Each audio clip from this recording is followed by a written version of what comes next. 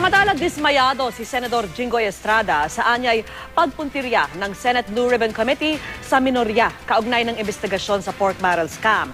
Pero sabi ni Senador TG Ginggona na chairman ng komite, wala silang kinikilingan sa investigasyon. Saksi si Jam Sisante.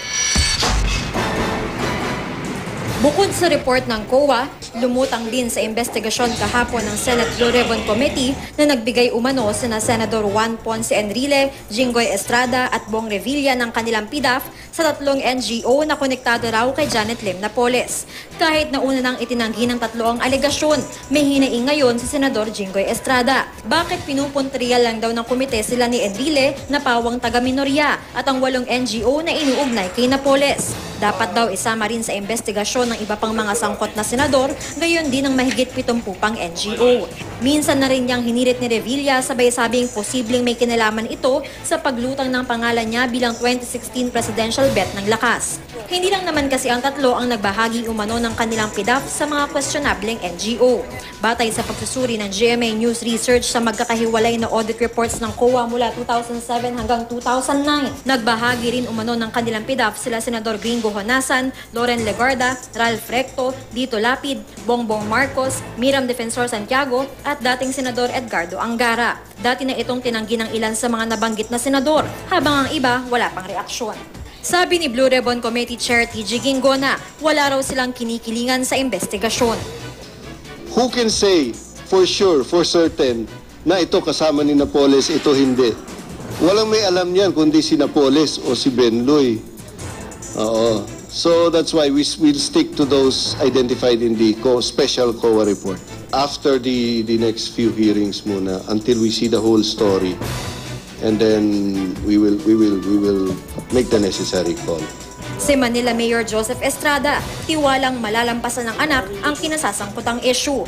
Kaugnay naman sa mga dati niyang sekretarya sa Malacanang na sina Cheryl Jimenea at Ruby Tuazon na may koneksyon din daw kay Napoles, nilinaw niyang wala na sila sa Malacanang bago pa man siya mapatalsik bilang Pangulo. Kung alis man kung sino man ng mga sekretarya ko, may tauhan ako, o driver, siyempre mamamasukan sa ibang trabaho.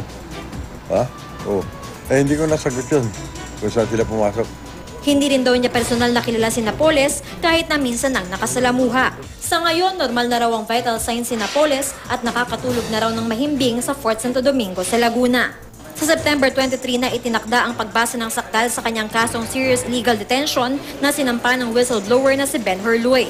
Ang Zina Clubber Estate Corporation o ZIREC na isa sa mga naloko umano ng peke umanong NGO ni Napoles, dismayado sa pagpunteriya raw sa kanila at balitang pagbuwag sa GOCC. Paano na raw ang kanilang mga empleyado na mahigit 1 buwan nang hindi sumisweldo?